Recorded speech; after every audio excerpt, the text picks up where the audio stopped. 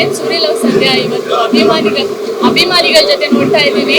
So ನಾನು first time ನೋಡಿದ್ದು dubbing ಆದಮೇಲೆ. ನನಗೆ ಕ್ಲೈಮ್ಯಾಕ್ಸ್ ಇದೆ, ಇನ್ನು ಆಚೆ ಬರೋಕ್ಕೆ ಆಗ್ತಿಲ್ಲ.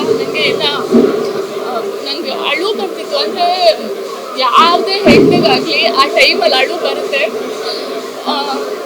ಜಸ್ಟ್ ಆ್ಯಕ್ಟಿಂಗ್ ಮಾಡೋಕ್ಕೆ ನಂಗೆ ಅಷ್ಟೊಂದು ಫೀಲ್ ಆಯಿತು. ಇವತ್ತಿನ ಕಾಲದಲ್ಲಿ ಹೆಣ್ಮಕ್ಳು ಆಚೆ ಎಷ್ಟೊಂದೆಲ್ಲ ನೋವು ಅನುಭವಿಸ್ತಿದ್ದಾರೆ. ಅಂದರೆ ಇವತ್ತು ನಾವು ನೋಡ್ತಾ ಇದ್ದೀವಿ, ಈ ಥರ ತುಂಬ ಆಗ್ತಾ ಇದೆ. ನಾನು ಜಸ್ಟ್ ಅಲ್ಲಿ ಆ್ಯಕ್ಟಿಂಗ್ ಮಾಡಿದ್ಕೆ ಅಲ್ಲಿ ಕುತ್ಕೊಂಡಾಗಲೂ ನನಗೆ ತಡ್ಕೊಳಕ್ಕಾಗಲಿಲ್ಲ. ಯಾಕೆಂದರೆ ಎಲ್ಲ ಹೆಣ್ಣಂತವರಿಗೆಲ್ಲ ಇದು ಅರ್ಥ ಆಗುತ್ತೆ. ಬಟ್ ಈ ಸಿನಿಮಾದಿಂದ ಏನು ಮೆಸೇಜ್ ಅಂತ ಏನಿಲ್ಲ. ನಮ್ಮ ಹುಷಾರಲ್ಲಿ ನಾವು ಎಷ್ಟಿರಬೇಕು ಹೆಣ್ಮಕ್ಳು. ನೀನು ಲವ್ ಮಾಡು ಇಲ್ಲ ಏನೇ ಮಾಡು, ತುಂಬ ಹುಷಾರಾಗಿರ್ಬೇಕು. ಕೆಲವು ಜನ ಇರ್ತಾರೆ ಈ ಥರ. ಸೊ ಈ ಒಂದು ಚಾನ್ಸ್ ಕೊಟ್ಟಿದ್ದಕ್ಕೆ ನಾನು ಇಡೀ ಸಿನಿಮಾ ತಂಡಕ್ಕೆ ನಾನು ಥ್ಯಾಂಕ್ಸ್ ಹೇಳಕ್ಕೆ ಇಷ್ಟಪಡ್ತೀನಿ. ಇದು ಒಂದು ಒಳ್ಳೆ ಕ್ಯಾರೆಕ್ಟರು.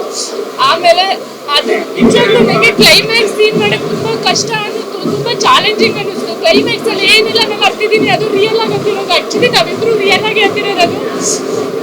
ಅದು ರಿಯಲ್ ಕಣ್ಣೀರು. ಆಮೇಲೆ ಪ್ಲಸ್ ನಾವು ಎಷ್ಟೊಂದು ಏಟ್ ಆಗಿದೆ ಇವರಿಗೆ ಅವರಿಗೆ ಕ್ಲೈಮ್ಯಾಕ್ಸಲ್ಲಿ ಅದು ನಂಗೆ ಹೊಡೆದಿದ್ದು ಫುಲ್ಲು ಹಿಂಗೆ ರೆಡ್ಗೆ ಫುಲ್ಲು 5 ಫಿಂಗರ್ಸು ಬಂದಿದ್ದು ಆ್ಯಕ್ಚುಲಿ. ಸೊ ಅವೆಲ್ಲ ಏನೂ ಇಲ್ಲ. ಬಟ್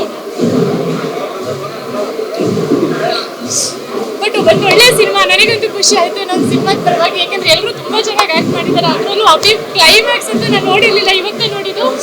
ತುಂಬ ಚೆನ್ನಾಗಿ ಮಾಡಿದ್ದಾರೆ. ಸೊ ಈ ಥರದೊಂದು ಒಳ್ಳೆ ಸಿನಿಮಾಗೆ ನಿಮ್ಮ ಸಪೋರ್ಟ್ ಇರಲಿ. ಎಲ್ಲರೂ ಕೂಡ ಥಿಯೇಟರಿಗೆ ಒಂದು ಸಿನಿಮಾ ನೋಡಿ. ತುಂಬಾ ಖುಷಿ ಆಯಿತು. Thank you. ಇಡೀ ಟೀಮ್ಗೆ ಥ್ಯಾಂಕ್ಸ್ ಹೇಳಕ್ಕೆ ಇಷ್ಟಪಡ್ತೀನಿ. ನಂಗೆ ಮಾಮೇ ಬರ್ತಾರೆ.